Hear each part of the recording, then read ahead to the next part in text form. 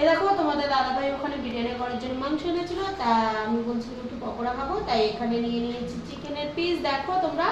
আর এখানে ম্যারিনেট করে রেখেছিল তোমাদের দাদাভাই, এখন পকোড়া ভাজবো বলে তেল দিয়ে দিয়েছে আর চা করে নিয়েছি। তা চলো, তেল মনে হয় গরম হয়ে গেছে, দিয়ে দেখি। হ্যাঁ, চায়ের সাথে পকোড়া সেই লাগে না বলো তোমরা?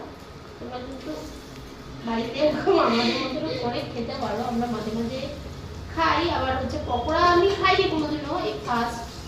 আর আমার বান্ধবী একদিন খাইয়েছিল ওর বাড়িতে, সেই সময় খুব ভালো লেগেছিল, তাই তোমাদের দাদাভাইকে বলেছিলাম একদিন বাড়িতে করবো। আর খাওয়ার জন্য দেখবে দর্শক, দেখো তোমরা দেখবে না কথা কইবে দেখো